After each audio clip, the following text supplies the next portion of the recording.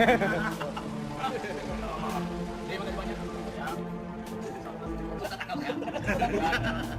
keluar melalui pintu utara dan pintu selatan. Kalau pintu timur terbatas kepada masyarakat.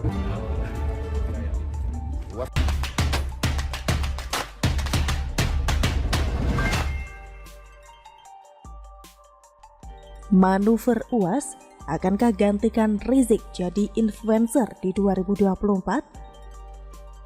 Ditulis oleh Jevan dari siwar.com.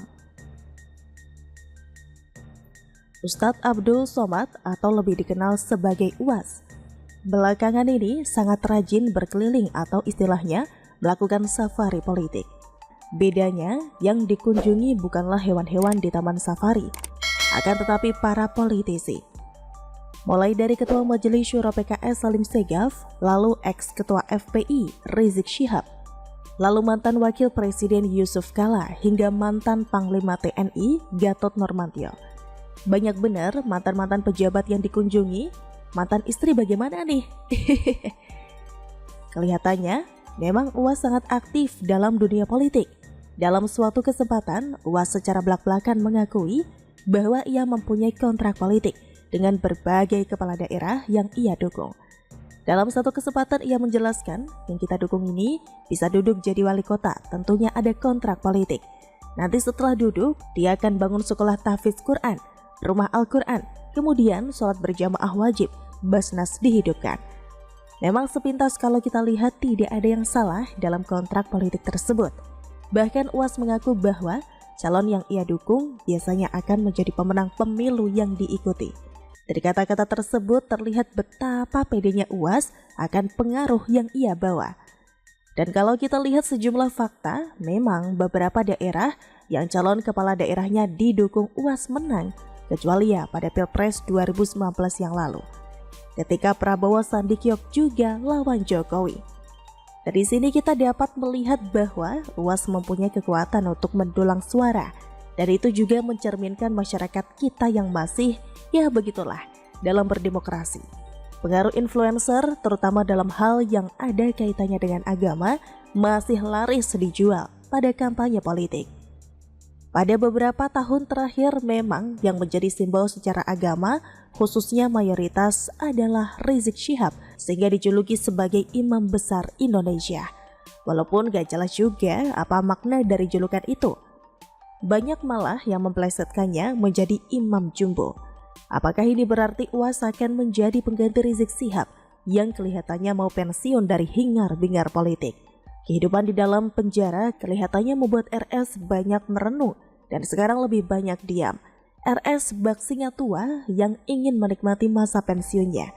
Oleh karena itu tentunya banyak job yang ditinggalkan, membuat perlu ada satu influencer yang dianggap oleh masyarakat sebagai bandul atau petunjuk arah siapa yang akan dipilih nanti dalam Pilpres. Apalagi 2024 semakin mendekat. Ongkos politik mulai disiapkan oleh para paslon dan partai. Tinggal para influencer yang bersaing berupaya mendapat job. Semakin influencer tersebut didengar masyarakat, maka semakin laris dan semakin mahal juga jasanya. Ibarat seorang sales yang berupaya menjual produk, semakin lihai sales tersebut semakin besar peluang produknya dibeli masyarakat. Menarik untuk mencermati bagaimana kiprah Ustadz yang pernah dideportasi dari Hong Kong dan ditolak masuk Singapura itu ke depannya.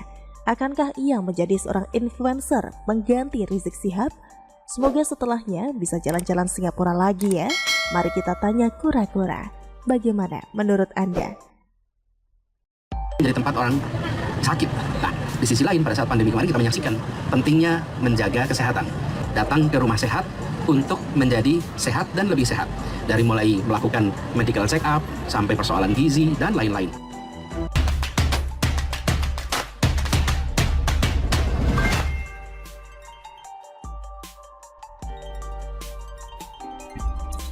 Gak guna, Komisi E DPRD DKI cuma panggil Dinkes DKI soal nama RSUD.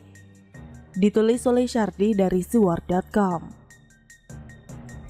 Anies mengubah istilah RSUD atau penjenamaan menjadi Rumah Sehat untuk Jakarta. Entah karena alasan apa. Alasan yang dia sebut beberapa waktu lalu sama sekali tidak nyambung.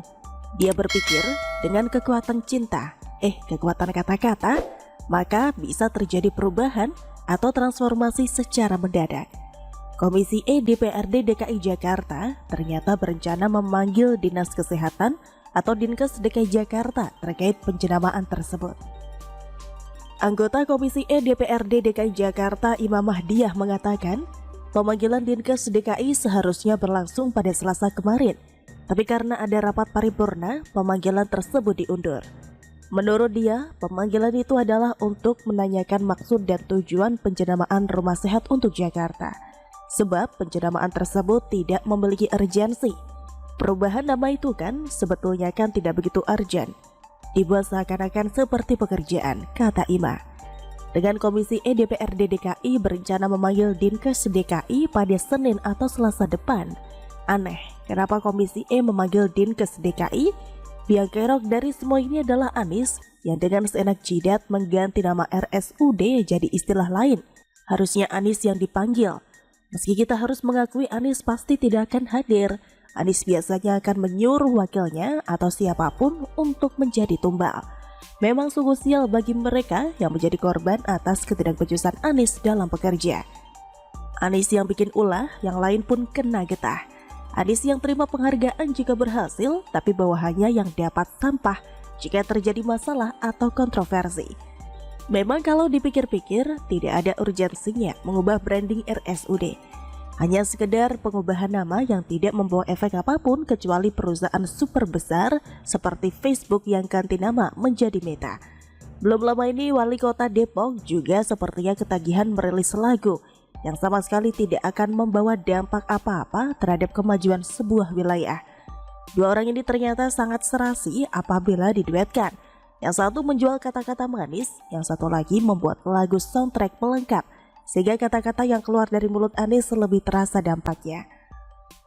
Bagi Anies, branding RSUD ini such a big deal. Ini dianggap sebagai prestasi maha dahsyat. Biasanya ini digunakan untuk membuai atau mengibuli masyarakat yang gampang dikibuli. Atau ini adalah bentuk penampakan bahwa dirinya sudah bekerja meskipun cuma ganti nama. Artinya Anies malas atau tidak becus bekerja. Kapasitas otaknya tidak cukup besar untuk melakukan pekerjaan besar. Paling besar untuk membuat janji super manis dan seindah surga. Ubah nama jalan, apa tujuannya? Apa manfaatnya yang bisa dirasakan masyarakat? Itu tidak bikin mereka makin bahagia, tak bikin mereka kenyang, tak bikin mereka makin sejahtera. Yang ada malah makin repot karena harus mengurus perubahan data administrasi. Pulau Reklamasi juga pernah diubah nama pantainya menjadi Pantai Kita, Pantai Maju dan Pantai Bersama.